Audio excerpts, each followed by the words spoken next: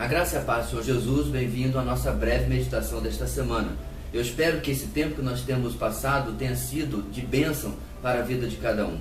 Hoje eu gostaria de falar sobre um assunto que talvez não seja um assunto muito agradável para algumas pessoas. O tema de hoje é confrontação. Nós vivemos em dias em que geralmente nós vivemos uma filosofia de viva e deixe viver. Uma filosofia do não julgueis, uma filosofia do quem é você para, aonde ter-se uma opinião já é estar condenando a outra pessoa ou se sentindo superior ou algo semelhante. Todas essas questões, meus queridos, é o reflexo de uma época do pós-modernismo, aonde cada opinião é válida, mesmo que elas sejam contrárias entre si, toda opinião precisa ser respeitada. É claro que há uma enorme diferença entre respeito e aceitação, algo que os dias em que nós vivemos têm bastante dificuldade de compreender. O texto de Gálatas, capítulo 1, vai nos falar sobre essa questão de confrontação. E como nós vamos ver, a palavra de Deus discorda do pensamento da presente era, quando se diz respeito à nossa atitude para com o erro de outro. Gálatas, capítulo 6, nós lemos o seguinte: Irmãos, se alguém for surpreendido em algum pecado, vocês que são espirituais deverão restaurá-lo com mansidão. Cuide-se, porém, cada um para que também não seja tentado. O primeiro versículo, irmãos, daqueles que nós vamos ver nesse tempo nosso aqui, fala que é necessário perceber o pecado do outro. Não é como se nós ficássemos vigiando ou policiando uns as vidas dos outros, mas que eu tenho um desconhecimento e o pecado de um irmão me surpreende, chega ao meu conhecimento sem que eu mesmo estivesse procurando. Ou seja, eu não conhecia, porém agora eu sei o que está acontecendo, portanto eu não posso mais não fazer alguma coisa. Eu já me torno responsável por aquilo que chegou ao meu conhecimento.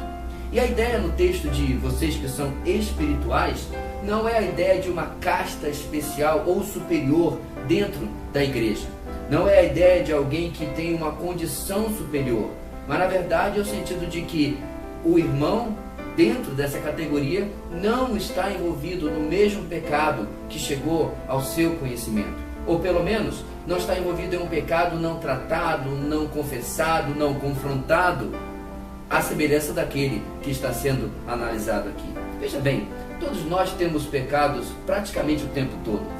A diferença, meu irmão, minha irmã, é quando o pecado é algo que tem se tornado costumeiro, eu diria até cultural, na vida de um indivíduo, e é este que está sendo agora confrontado por aqueles que o texto que Paulo chama de espirituais, aqui no nosso contexto. O objetivo da confrontação, segundo o versículo 1, não é outro a não ser a restauração. O texto mesmo diz: vocês deverão restaurá-lo. A ideia, meus amados, não é a condenação, não é a exclusão, a ideia não é a destruição do irmão, a ideia é a restauração. É tirá-lo daquele poço, daquele buraco onde a pessoa está e trazê-lo de volta à sanidade espiritual, trazê-lo de volta ao equilíbrio espiritual, segundo a palavra de Deus. Ora, se o objetivo é a restauração, o meio que acontece é com mansidão. O texto também diz que essa confrontação deve ser feita com mansidão.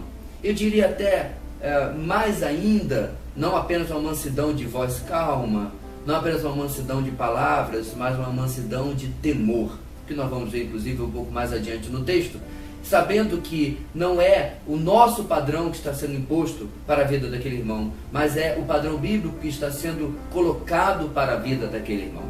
E finalmente no versículo 1 há um alerta sobre a confrontação, o alerta da precaução. O versículo 1 termina dizendo: cuide-se, porém, cada um para que também não seja tentado. Ora, se alguém que está sendo confrontado por mim caiu, ele é a prova viva de que eu posso cair também. Portanto, eu devo cuidar, devo zelar para que a mesma coisa não aconteça comigo. Veja bem, meus queridos, a confrontação é um exercício difícil. A confrontação é um exercício que exige humildade, mansidão, como o texto diz. Porém, é um exercício do qual eu não posso me esquivar. E é tão difícil nos nossos dias nós ensinarmos e praticarmos isso. que nós vamos continuar na próxima meditação a olhar para o texto de Gálatas capítulo 6. Por hoje, nós aprendemos que a confrontação tem o objetivo de restaurar o meu irmão. Portanto, essa precisa ser a minha e a sua motivação. Se não é isso que está saindo do meu coração, alguma coisa está tremendamente errada. Segundo, nós aprendemos que eu preciso ter um espírito de mansidão. Ou seja, eu preciso estar quebrantado, eu preciso estar em posição de humildade, estar preparado inclusive para ser mal interpretado, mal recebido, mal quisto por aquela pessoa. Mas se eu tenho um espírito de mansidão, isso não me afetará. E finalmente, o texto fala que nós devemos ter precaução. Precaução enquanto confronto, eu olho para mim também. De certa forma, é aquela maneira popular de se dizer de que quando um dedo está apontando, 4 estão apontando de forma contrária. Muitos usam isso para se esquivar de confrontar e de analisar os erros dos outros. Mas eu quero usar aqui hoje para uma maneira de nós nos avaliarmos também. Quando nós vamos, amados, ser usados instrumentos de Deus para ajudar a vida de alguém, com certeza nós precisamos lembrar que um dia pode ser eu ou você que precisamos ser ajudados. Não sei quanto a você, mas eu agradeço a Deus pelas muitas e muitas pessoas que Ele já usou para me confrontar no meu erro, na minha falha, no meu pecado.